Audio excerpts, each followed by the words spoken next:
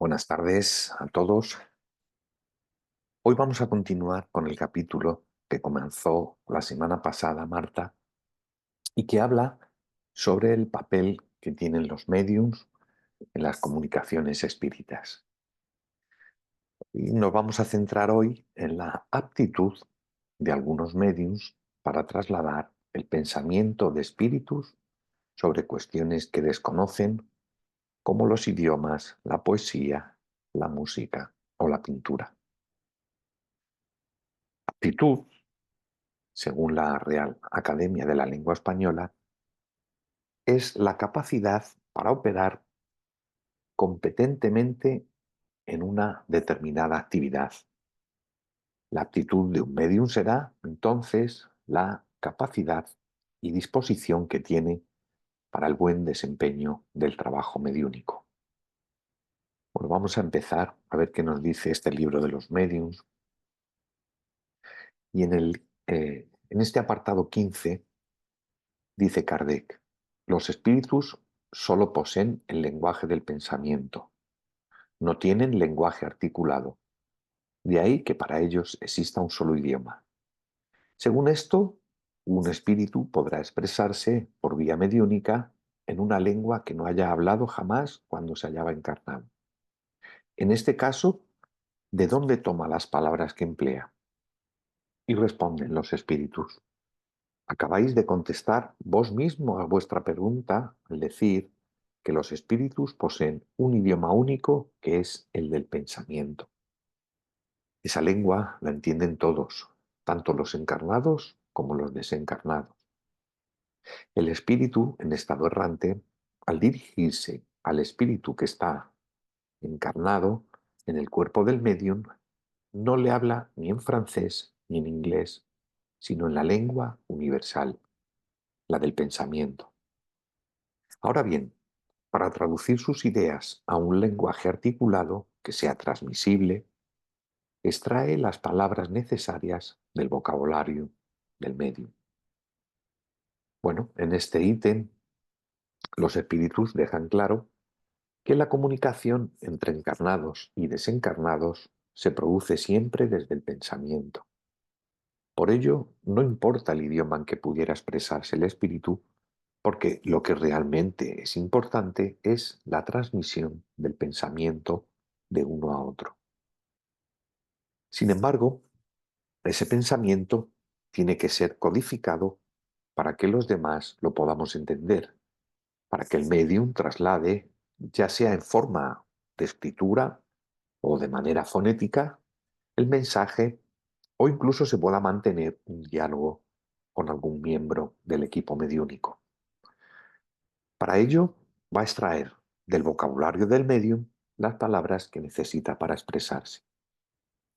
Pero también entiendo aquí que el medium hace el papel de traductor del pensamiento del espíritu comunicante. Debe codificar ese pensamiento y tratar de expresarlo en la lengua que mejor domina a él y los que le acompañan. Pero como Kardec había observado en algún caso que el medium se expresaba en otro idioma distinto al suyo, hace la siguiente pregunta: si esto fuera así, el espíritu solo podrá expresarse en el idioma del medium, mientras que por el contrario se le ve haciendo escribir a este último en lenguas que desconoce. ¿No hay en esto una contradicción? Y responden: observad en primer término que todos los medios no son igualmente aptos a este género de ejercicio. Y en segundo lugar, que los espíritus solo accidentalmente se presten a ello cuando juzgan que pueden ser de utilidad. Para las comunicaciones habituales y de cierta extensión, prefieren valerse de una lengua con la que el medium esté familiarizado, porque los opone menos dificultades materiales. Bueno, volvemos a usar el sentido común. Lo más fácil es que el medium transmita el mensaje en el idioma que usa frecuentemente, pero puede ocurrir en algún caso que el espíritu crea que va a ser útil, por cualquier razón, el comunicarse en otro lenguaje distinto al de los encarnados, con los que comparte esa experiencia. A lo que hay que añadir que también el medium debe tener esa aptitud para trasladar el mensaje en otro idioma distinto al que sabe utilizar. Ante esta cuestión, Kardec sigue y reflexionando sobre ello pregunta: ¿la actitud de algunos mediums para escribir en un idioma que les es extraño no se deberá a que dicha lengua les era familiar en una existencia anterior, conservando entonces la intuición de ella? Por cierto que podría suceder, pero no se trata de una regla. El espíritu puede, esforzándose, superar momentáneamente la resistencia material que encuentra. Es lo que acontece cuando el médium escribe en su propio idioma palabras que le son desconocidas. Bueno, en primer lugar vemos que la mediunidad es tan compleja que no tiene esas reglas fijas, porque va a depender de las circunstancias, del espíritu comunicante, de las del medium y si hubiera de los acompañantes. En la primera edición que tengo yo no, en la edición que yo tengo del libro de los mediums, Herculano Pires hace algunos comentarios sobre algunas cuestiones y en este ítem en concreto nos habla del medium Francisco Cándido Xavier, que escribió de parte de varios espíritus libros con lenguaje técnico sobre medicina, sociología, historia, sin poseer ningún conocimiento personal acerca de tales materias. Sobre esta cuestión, un espíritu que quiera transmitir ciertos conocimientos lo puede hacer a través de un medium que no los tenga, porque tiene la facultad mediúnica desarrollada como para recibir dichas informaciones. Pero también es verdad que debemos analizar dichas informaciones para asegurarnos si son veraces, si contradicen o no a la ciencia actual y a la ciencia espírita. Esto es lo que nos recomienda el pedagogo, que usemos el análisis crítico de toda información que nos revelen los espíritus. El propio Kardec hace una reflexión en este sentido después de un artículo de la Revista Espírita de 1862 llamado El espiritismo filosófico, en la cual explica que no publicaban todas las comunicaciones que les llegaban. Y dice textualmente: hay comunicaciones que son excelentes para la intimidad, pero que resultarían inconvenientes si se las publicara. Otras, para que se las comprenda y no den lugar a falsas interpretaciones, requieren comentarios y desarrollos. Esto es importante, ¿no? Requieren comentarios y desarrollos. En las comunicaciones, a menudo hay que distinguir la parte que le corresponde a la opinión personal del espíritu que se manifiesta, puesto que si no es muy adelantado, puede formarse acerca de los hombres y de las cosas ideas y sistemas que no siempre son correctos. Esas ideas falsas, publicadas sin correcciones, desacreditan al espiritismo y ofrecen armas a sus enemigos, a la vez que siembran la duda y la incertidumbre en los principiantes. Con comentarios y explicaciones, hasta el propio mal puede tornarse instructivo. Interesante.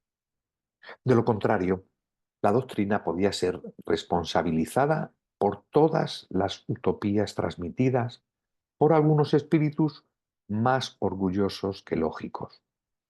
Si fuera posible retrasar la marcha del espiritismo, eso no ocurriría debido a los ataques manifiestos de sus enemigos declarados, sino por el celo irreflexivo de sus amigos imprudentes. No se trata, pues, de elaborar compilaciones indigestas en las que todo se encuentra amontonado y revuelto, y cuyo inconveniente menor sería el aburrimiento del lector. Es preciso evitar con cuidado aquello que pudiera distorsionar la opinión respecto del espiritismo. Ahora bien, todo eso exige un trabajo que justifica la demora de tales publicaciones? Bueno, me parece una reflexión muy importante para todos nosotros, ¿no? Kardec va a hacer hincapié en que no todas las comunicaciones de los espíritus hay que publicarlas, no todo vale, porque a veces esas comunicaciones van dirigidas más a lo personal que a lo colectivo, y en otros casos hay que tener mucho cuidado con las publicaciones que pueden confundir al principiante de la doctrina espírita. Cada medium tiene una percepción distinta de la vida invisible. Necesitan traducir lo que ven, lo que perciben por medio de formas, de expresiones que van a estar condicionadas por las circunstancias de su vida en la Tierra, los conocimientos, en qué cultura ha nacido, la educación que ha recibido, el nivel evolutivo moral e intelectual que ha alcanzado. Al fin y al cabo, la opinión personal no es más que los conocimientos que tenemos sobre esto o aquello, y ya sabemos que todos tenemos nuestros límites en cuanto al saber.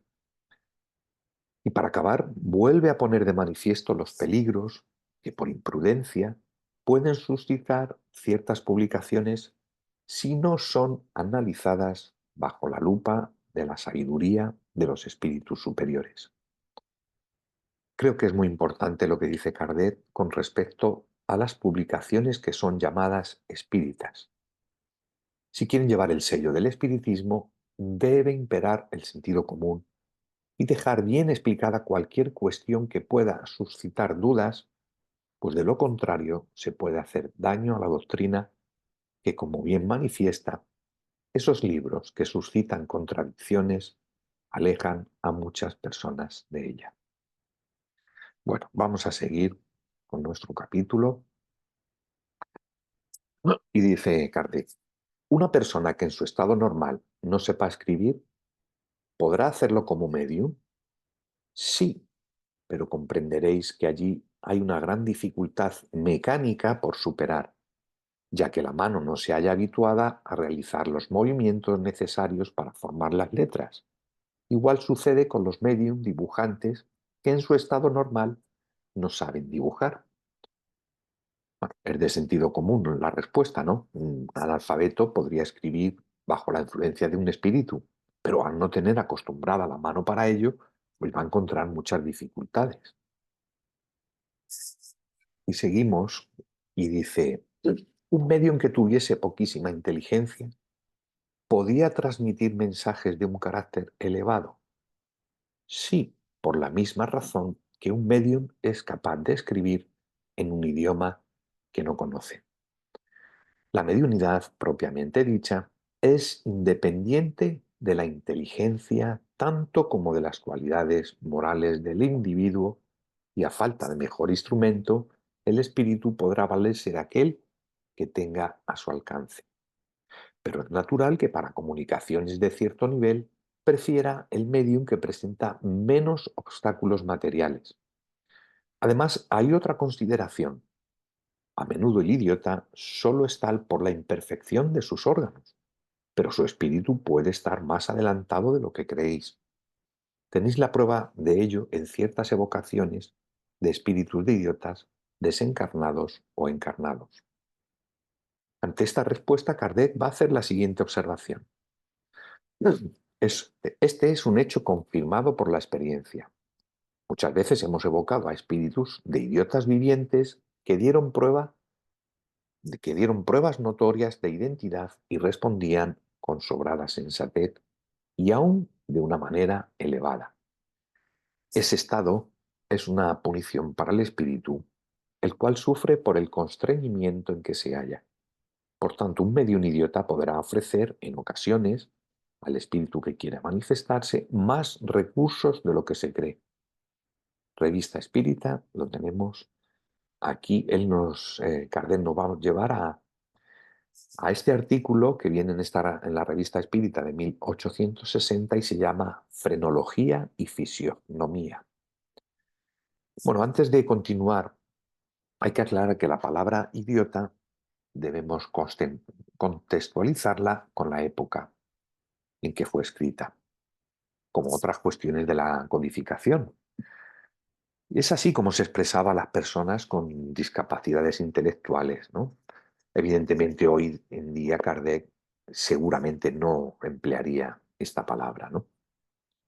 Bueno, pues bien, encontramos, como bien nos dice el codificador, en la revista Espírita, una comunicación realizada por el espíritu de un encarnado discapacitado que fue evocado no sin antes pedir permiso a San Luis, ¿no? Que era el espíritu protector de la Sociedad Parisiense de Estudios Espíritas. Bueno, el cual comenta que al espíritu que van a evocar, por la situación en la que se encuentra, su alma está ligada al cuerpo por los lazos materiales, pero no por lazos espirituales. Por lo tanto, tiene mucha facilidad para desprenderse. Entonces, lo que describe este encarnado es que se siente preso en la tierra y solamente durante el sueño puedo sentirse un poco más libre, reconociendo que está en esa situación por sus errores cometidos en otra vida anterior, que fue una punición impuesta por Dios. Evidentemente emplea un lenguaje propio a su grado de adelanto, en donde cree que ha sido castigado por el Creador. Bueno, al final del artículo Kardec va a hacer unas observaciones, ¿no? Y dice, la imperfección de los órganos no es más que un obstáculo a la libre manifestación de las facultades, pero no las aniquila, ¿no? Esto es una circunstancia temporal por la que pasa el espíritu y que presenta un objetivo pedagógico, ¿no? A través del cual le ayudará a dar un paso hacia adelante, ¿no? En su camino evolutivo. Por ello, estos espíritus, con esas limitaciones intelectuales, físicas, tienen discernimiento, pero no lo pueden manifestar a través de los órganos del cuerpo material. Veamos ahora con el tema que Kardec cita, ¿no? La frenología. Pues bien, la frenología es la ciencia que trata de las funciones atribuidas a cada parte del cerebro. Es una antigua disciplina científica que se dedicaba a estudiar la localización exacta de las diferentes funciones cerebrales, para determinar los rasgos de la personalidad y el carácter de cada individuo estudiado según sus características individuales. Bueno, en el dibujo, ¿no?, se puede comprobar las localizaciones que estudiaron algunos científicos de la época. Pero esto no fue siempre así, ya que antiguamente se pensaba que todo partía del corazón, ¿sí?, el llamado cardiocentrismo. Esta idea se tenía en las civilizaciones antiguas como la mesopotámica y la egipcia, hasta que los sabios griegos se dieron cuenta que la centralidad de las funciones humanas pasaba por el cerebro. Pues bien, el doctor Gall, que vivió entre los siglos XVIII y XIX, fue el que defendió la teoría de la frenología. Él sacó la siguiente conclusión: si el desarrollo de la caja ósea es determinado por el desarrollo de cada parte cerebral, produciendo protuberancias, del examen de estas protuberancias se podría deducir el predominio de tal o cual facultad, y de ahí el carácter o las aptitudes del individuo. Es por eso que también es dado a esta ciencia el nombre de cranioscopia, con la diferencia de que la frenología tiene como objeto todo lo que concierne a las atribuciones del cerebro, mientras que la cranioscopia se limita a las deducciones extraídas de la inspección del cráneo. Con mucha prudencia, Kardec no afirma que esta teoría sea verdadera o exagerada en todas sus consecuencias, porque era defendida y criticada por los científicos de su época. De lo que no había duda era del principio indiscutible, el de las funciones generales del cerebro y en las relaciones que existen entre el desarrollo o la atrofia de ese órgano y las manifestaciones intelectuales. El materialismo propone que los órganos cerebrales son la fuente, el origen de las facultades del ser. Quizá este sea uno de los problemas más importantes a día de hoy de la filosofía y de la ciencia. El problema, ¿qué es el hombre? El problema mente-cerebro. Hay científicos que dicen que lo que somos está en nuestro cerebro. Somos nuestro cerebro. Pero bueno, aunque lo sigan repitiendo, esto no va a resolver el problema. Como una masa gelatinosa compuesta de unos 80.000 millones de neuronas, con un proceso de conexión entre ellas, electroquímico, puede generar subjetividad como la filosofía, las artes. Entonces, ¿qué es el pensamiento? ¿Un lenguaje electroquímico o es algo trascendental? Bueno, Kardec reflexiona sobre esto y dice que esta idea de somos nuestro cerebro hace del hombre una máquina, ya que siempre podría echar la culpa de sus errores a su organismo, diciendo incluso que la localización de las facultades puede conciliarse con el espiritismo. Aunque la teoría de Gall se ha quedado obsoleta, sí que abrió un camino para el desarrollo más tarde de la psicología y de la psiquiatría. Fue perdiendo fuerza con el paso del tiempo, comenzando a ser relacionada con las artes adivinatorias por su falta de rigor científico. Algunos estudiaron las diferencias entre hombre y mujer, entre personas de distintas razas e incluso se llegó a analizar, fijaos, la compatibilidad entre dos personas antes de casarse, bajo el estudio de las protuberancias óseas. Bueno, es bastante curioso, ¿no? Todo esto. Sí, hoy en día sabemos que las funciones del ser están localizadas efectivamente en diferentes partes del cerebro, pero estas localizaciones están interconectadas entre sí, están sincronizadas para que podamos tener una percepción unificada de ello, ¿no? Vamos a poner un ejemplo. Yo puedo estar conduciendo, voy mirando la carretera, lo que pasa en ella, ¿no? Un estado, digamos, de alerta. Puedo estar viendo el paisaje, escuchando música, puedo ir también hablando, puedo ir oliendo el perfume que me haya echado y todo se presenta como una unidad. ¿Mm? Es que si no sería una locura para nosotros, ¿no? Entonces el problema mente-cerebro está resuelto toda vez que sabemos que es el espíritu quien gobierna el cerebro a través del cuerpo espiritual, ¿no? Del periespíritu. Bueno, vamos a retomar el libro de los medium que estamos estudiando y vamos a ver este punto 20, esta pregunta. ¿De dónde proviene la actitud de ciertos mediums para escribir en verso, pese a su ignorancia en materia de poesía? Y contestan que la poesía es un lenguaje. Los medium pueden escribir en verso, así como en otras ocasiones son capaces de escribir en un idioma que desconocen.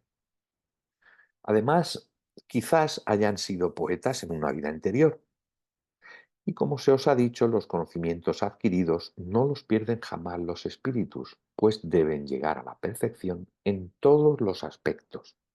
Así, lo que aprendieron antes revela en los medium, sin que lo sospechen, una facilidad que no poseen en su estado normal.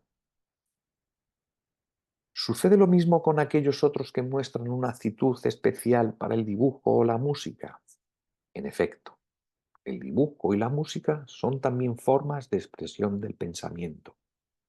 Los espíritus se sirven de los instrumentos que les ofrecen mayores facilidades.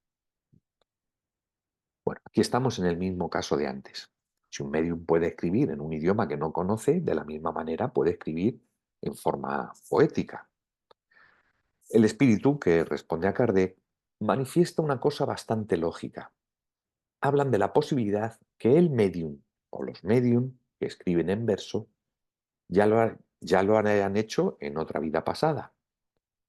Si esto lo trasladamos a los idiomas, a la pintura, etcétera, que no dejan de ser expresiones del pensamiento, pues ocurrirá lo mismo. Cuando yo estaba leyendo estos ítems, bueno, como estas semanas atrás también, me acordé de nuestro amigo Florencio Antón, ¿no? El medium pictórico que estáis viendo ahí en las fotografías. Bueno, yo he visto otras obras pintadas por otros medium pictóricos y sinceramente no tienen la misma calidad, ni los detalles, ni la variedad en cuanto a los pintores que desde el mundo espiritual trabajan junto al medium. Y luego también podemos fijarnos en la manera como se mueve cuando está en trance, la elegancia, ¿no? de coger los pinceles.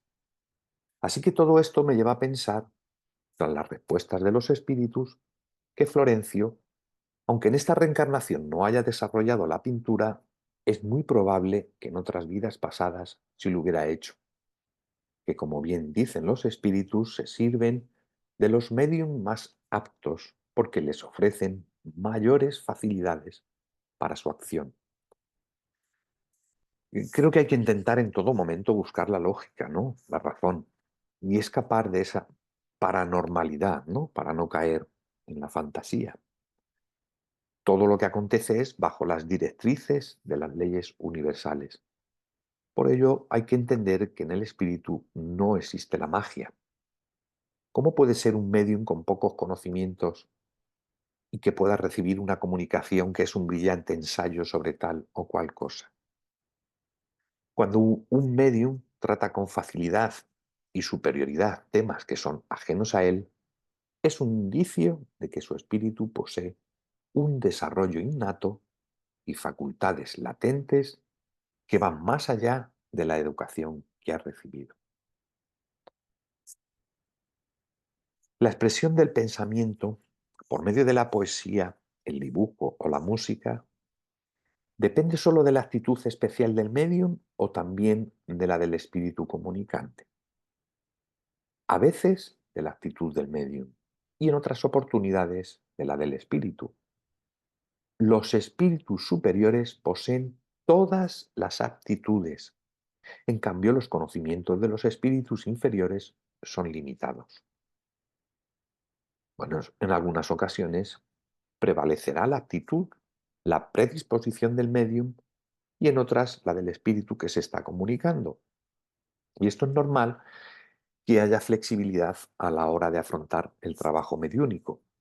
Los espíritus buenos se tienen que amoldar a los trabajadores encarnados que encuentran, intentando aprovechar las cualidades de cada uno de ellos para que el trabajo pueda abarcar más áreas y pueda realizarse de la mejor manera posible. ¿Por qué un hombre que goza de gran talento en una existencia ya no la posee en la siguiente? Bueno, no siempre es así, dicen. Muchas veces perfecciona en una reencarnación lo que había iniciado en su vida anterior, pero podrá ocurrir que una facultad superior permanezca letargada en él durante un cierto lapso para favorecer el desarrollo de otra. Es un germen latente que brotará después y del cual quedan siempre algunos vestigios o alguna, o al menos una vaga intuición. Interesante pregunta, ¿eh? E interesante también la respuesta. ¿Por qué podemos dejar en un segundo plano un talento ya conquistado en otras reencarnaciones? Como vemos una vez más, no hay reglas fijas en estas cuestiones. A veces el espíritu que reencarna, antes de hacerlo, desde el mundo espiritual, se marca unos objetivos y uno de ellos puede ser el de seguir desarrollando una actividad ya comenzada en otra vida para perfeccionar más el asunto. Sin embargo, en ciertas ocasiones, la conquista de tal o cual facultad puede quedarse en un segundo plano por la intención del espíritu reencarnado de adentrarse en nuevos caminos y por ello ese talento quedará adormecido para que pueda disponer del tiempo necesario para desarrollar otra materia. Pero no por ello esa facultad va a quedar sepultada, porque siempre puede tener vestigios o como dicen, una vaga intuición. El contenido de ese talento permanece en él. Por ello, en cualquier momento puede asomar, ¿no?, algún conocimiento al respecto. Perdonar. Bueno, pues vamos a pasar al ítem 224, en el que Kardec va a reflexionar sobre estas respuestas de los espíritus. A no dudarlo, el espíritu desencarnado entiende todos los idiomas, puesto que ellos son expresión del pensamiento y el espíritu comprende por medio de este último. Pero para transmitir dicho pensamiento es menester un instrumento, el medium. El alma del medium que recibe la comunicación de otro espíritu solo podrá transmitirla valiéndose de sus órganos corporales. Ahora bien, tales órganos no pueden tener, para una lengua que les sea desconocida, el grado de flexibilidad que poseen para aquella otra con la cual están familiarizados. Efectivamente, en algunas ocasiones los espíritus que se comunican pueden hacerlo en una lengua distinta a la que utiliza el medium, pero siempre habrá que analizar la utilidad que hay en ello, porque esta cuestión entraña lentitud, ¿no?, en esa transmisión del pensamiento, y como las reuniones mediúnicas, la verdad es que no son largas en el tiempo, habrá que buscar mecánicas que simplifiquen el proceso para la obtención de buenos resultados. Por ejemplo, si un espíritu encuentra a un medium que está empezando a desarrollar la escritura, responderá con frases más breves, no teniendo la posibilidad de desarrollar más en profundidad el tema a tratar. En estos casos, la recomendación es que se formulen preguntas directas, sencillas, porque para comunicaciones más complejas tendrán que ser dadas a medium más formados que no ofrezcan tanta resistencia. Agreguemos a esto otra consideración, muy importante en lo relacionado con las lenguas extranjeras. Los ensayos mediúnicos de este tipo se hacen siempre por un motivo de curiosidad y experimentación. Pero nada es más antipático para los espíritus superiores que las pruebas a que se intentan someterlos. Los espíritus superiores no se prestan nunca a ello, alejándose tan pronto como se quiere entrar en ese terreno. Así como se complacen en lo útil y serio, de igual modo rehúsan ocuparse en cosas fútiles y sin un objetivo. Los incrédulos alegarán que tales cosas son para convencer y este es un objetivo útil, ya que podrá ganar adeptos para la causa de los espíritus. A ese argumento estos responderán así: nuestra causa no necesita de aquellos que poseen bastante orgullo para creerse indispensables. Llamamos a nosotros a los que queremos y suele ser a menudo los más pequeños y humildes. A los espíritus superiores no les gustan las reuniones que se están basadas en la curiosidad. Solamente transmitirían algún pensamiento mediante un idioma distinto al que usa el medium por una utilidad clara, como decíamos antes. A ellos no les interesa la cantidad de adeptos. Ellos no están para agradar los oídos de todos. Lo que les importa realmente es la calidad moral de los encarnados para trasladar sus ideas, para intentar ayudar a mejorar las condiciones de vida en la Tierra. Podría ser que un espíritu no desarrollado moralmente quisiera entorpecer los trabajos mediúnicos y comenzará con el juego de comunicarse en otros idiomas. Por eso se hace necesario analizar la finalidad de las comunicaciones que se dan en otros idiomas. De ello resulta que, con muy pocas excepciones, el medium traduce el pensamiento de los espíritus por los medios mecánicos que tiene a su disposición.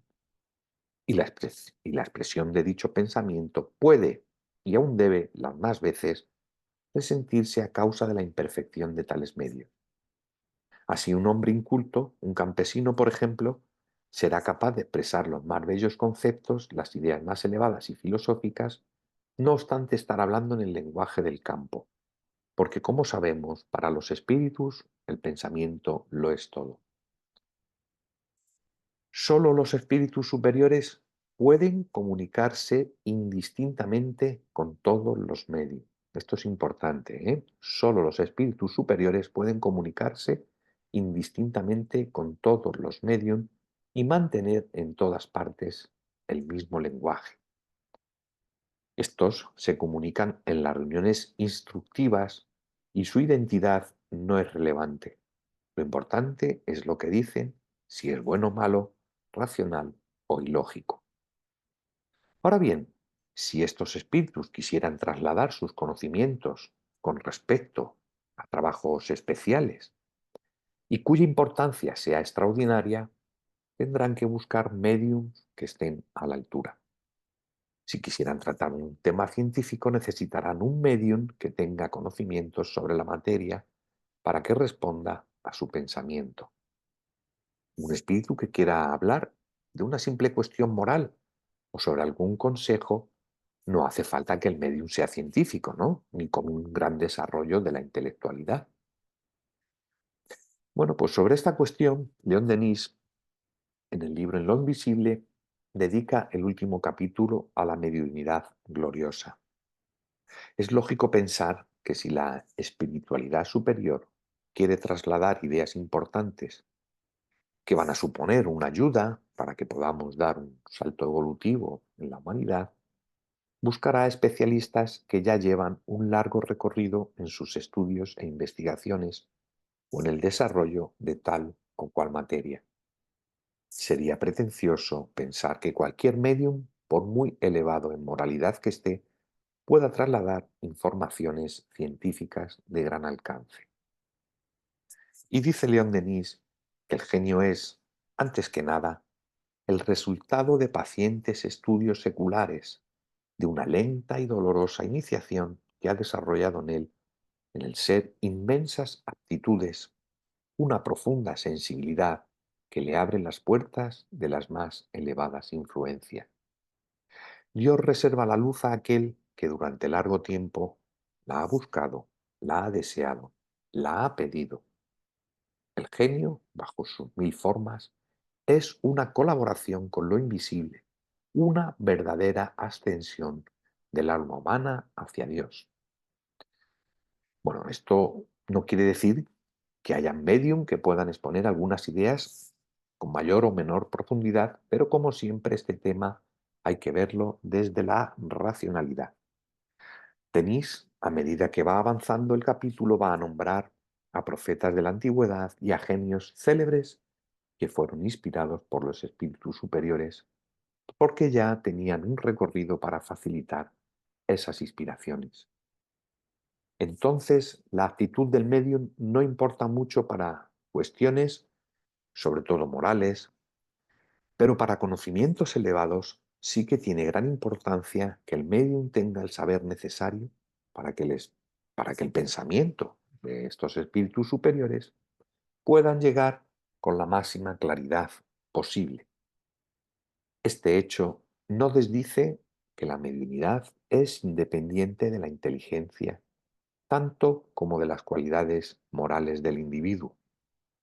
Recordemos que Kardec aprovechó las facultades mediúnicas, por poner un ejemplo, de dos jovencitas que no tendrían mucha idea sobre lo que psicografiaban, pero que fueron de gran utilidad para recoger el saber de la espiritualidad superior. Al fin y al cabo, el codificador era el que recepcionaba en primera instancia las comunicaciones. Podemos pensar que Allan Kardec sí que estaba preparado para asumir esos conocimientos, reflexionarlos y disponerlos en un orden en todos los libros que escribió. Muchas gracias por vuestra escucha.